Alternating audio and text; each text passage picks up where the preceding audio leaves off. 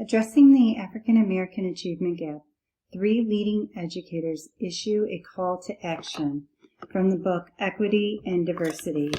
I'm going to start you out with some reflections of the 3 leading educators, Barbara Bowman, James Comer, and David Johns.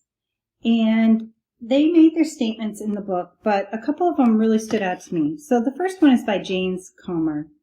It states, "My mother, who had less than 2 years of formal education, once asked me what I do for a living.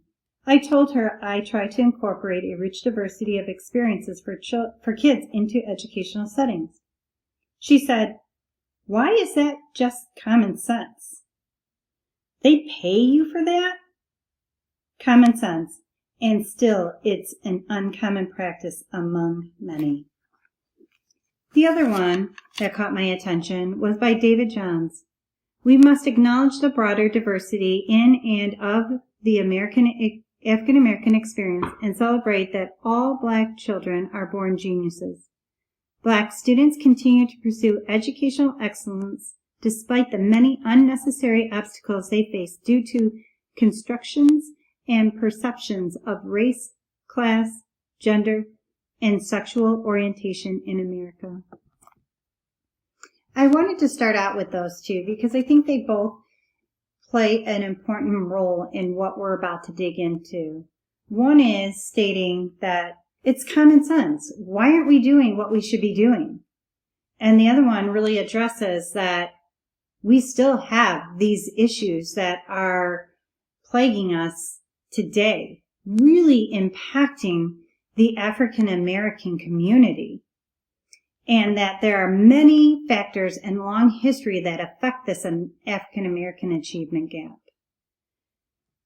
School performances, constraints, and future opportunities of many African Americans are determined by some practices that we still hold true today, and that past and present economic and social conditions are at the root of this achievement gap. Scientific and technical changes have raised the educational requirements for successful and fulfilling careers, placing an even greater burden on undeserved communities and schools. And because social science research has focused primarily on group deficits rather than factors that have stemmed progress, it has provided few clues as to how to construct support systems. Again, past and present economic and social conditions are at the root of the achievement gap.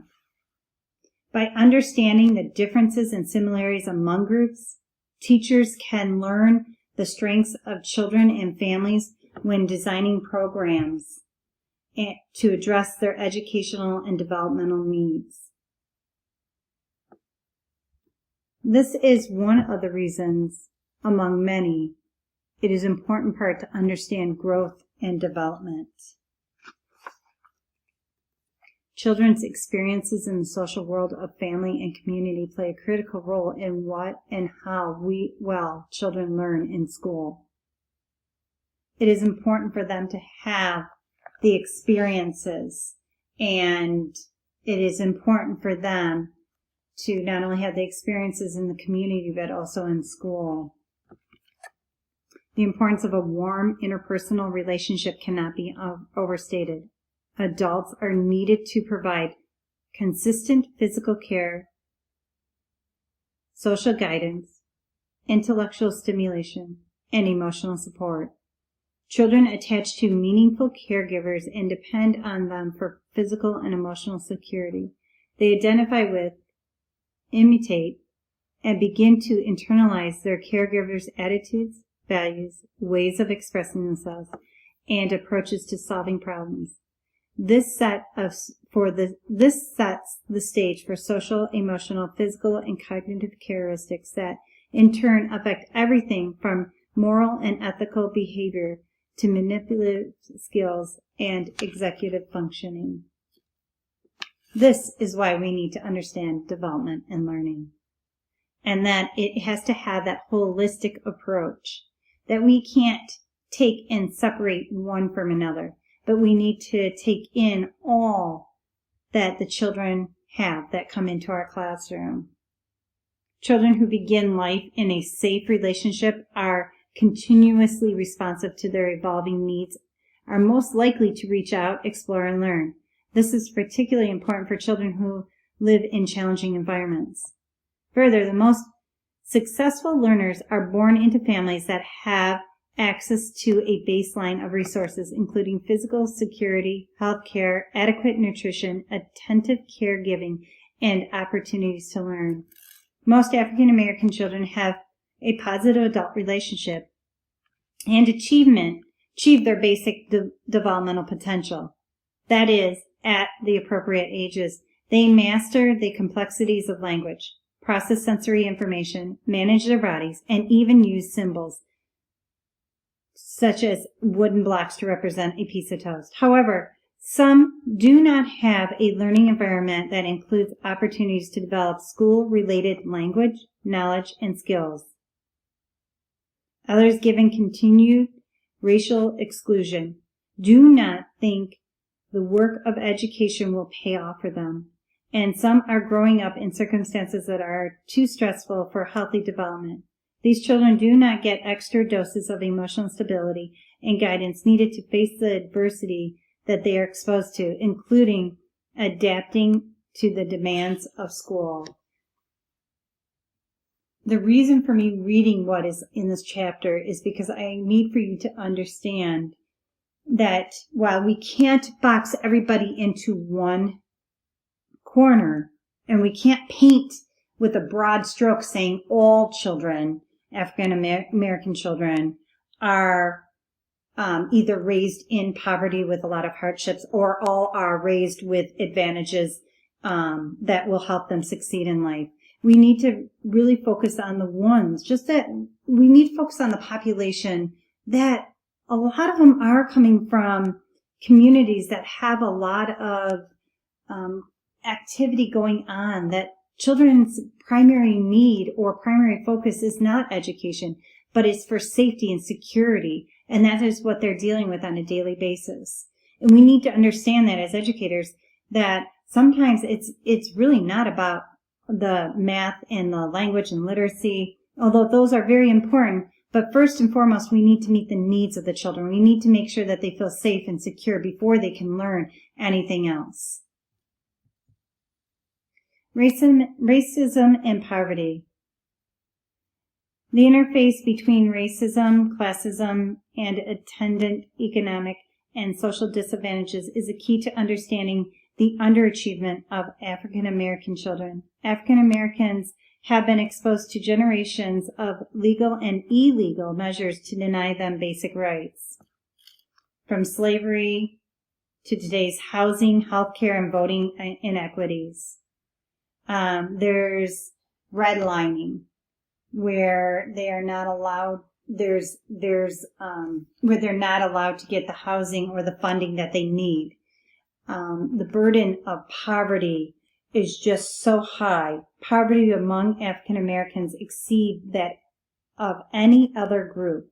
While poverty has declined for white, Hispanic, Asian families in recent years, that is not true for African Americans. The book states in 2050, some 38% of black children lived below the poverty line, a percentage 4 times greater than that of white or Asian children. Families struggling to make ends meet are more likely to be stressed and have less time for children than those of more economically advantaged groups. Poverty drains. It drains families. It drains their resources. Parents just don't have the time to give to the children when they're trying to just keep their head above water, that they're just trying to provide for their children. They love their children and they want the best for their children, so that is why they're doing what they are doing. Behavior considered unacceptable in schools, especially when teachers and administrators do not understand the roots of the behavior and do not help the children learn new behaviors in a warm, caring, culturally competent way. I go back to what I stated earlier. children's needs need to be met first before other things can happen. And that is that warm, caring, culturally competent way. Understanding why a child is acting a certain way. They may be hungry coming to school because they haven't had the last meal, but maybe they're, but when it was at school the day before. Of course, they're going to be acting out. We need to understand the underlying conditions for the behaviors that we are seeing, and not to be looking at them as a deficit or punishing them for those behaviors, but to understand them and then help them with the need that needs to be met. Racism and poverty. We know that the longer children live in a toxic environment, the more difficult and expensive it is to help them return to a more typical development and learning trajectories. And that culture is what groups create over time to adapt to their environment. It determines to a large extent how adults interact with children. As families adapt to different environmental changes, they develop different child rearing strategies, many of which are misunderstood by those unfamiliar with a community's history. So, thinking about how our families are parenting, and perhaps why they do what they do. Culture and their environment are critical factors to think about with that. Sometimes their parenting needs to be a certain way because the environment they're living in, if they didn't parent in a certain particular way, then the children might not be safe or understand that there's boundaries that children have to follow in order to make sure that they are not going into danger.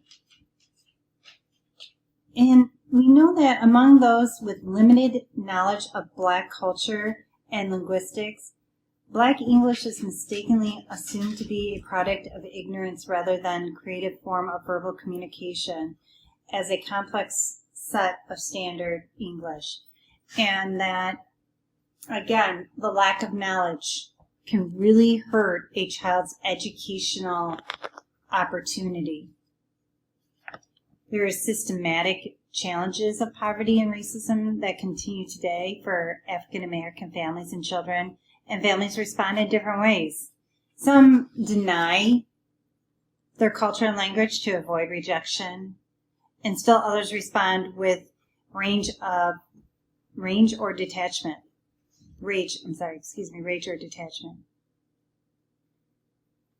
While many of these responses may seem non-functional, they are designed to protect children from the prejudices and discriminations encountered by most African Americans with appalling frequency. Things haven't changed and need to change. We should not be judging any children based on their language, their experiences, where they come from. We need to make sure that we are understanding and learning.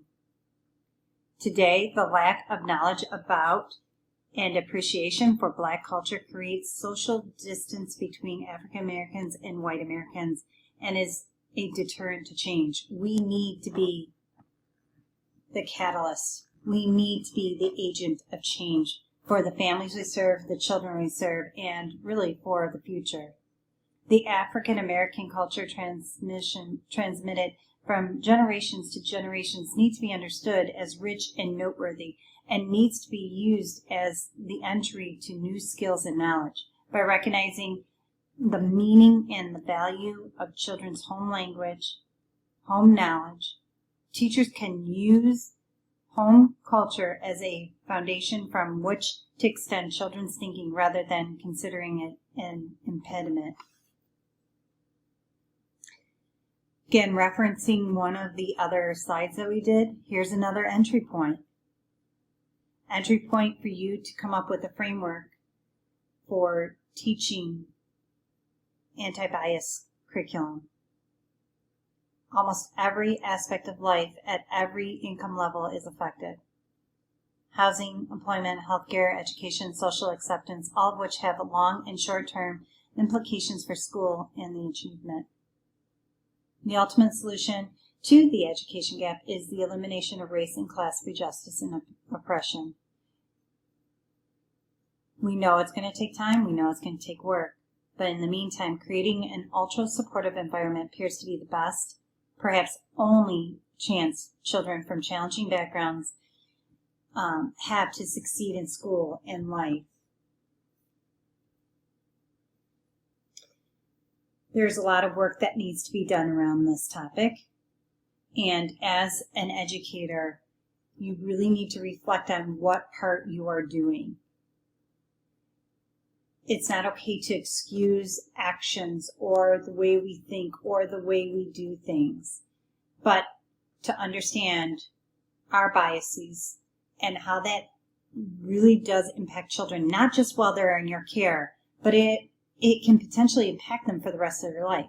So we need to make sure we are more reflective in our practice. Here's an opportunity I want you to think about. Researchers have found that the persistence of educational achievement gap imposes on the United States the economic equivalent of a permanent national recession. I want you to think about that. What are your thoughts on this statement? Perhaps you will come to it with the lens of your past history and your experiences and reflect on it through that way. Or how about the lack of knowledge, the lack of understanding, and see what you can come up with that. Take time to pause this and reflect on that statement. The challenges of school. So why do so many African American children have trouble learning in school? Well, one reason is the differing expectations for children between home and school. We, as educators, are always trying to make home and school connections. We want that homeschool connection. We want that cyclical process to happen. What happens at home comes into school. What happens at school goes at home. We want that circle to continue. But often, the skills and knowledge of the children, what they gain at home and in their communities, often do not match the school demands. Home cultures do not prevent African American children from learning in school, but some home practices are not similar to those with the school's culture. For Black children, particularly those from families with low income in highly segregated communities, there is more likely to be a poor fit between their language experiences and what school required. This misalignment becomes a barrier to school learning unless it is addressed early.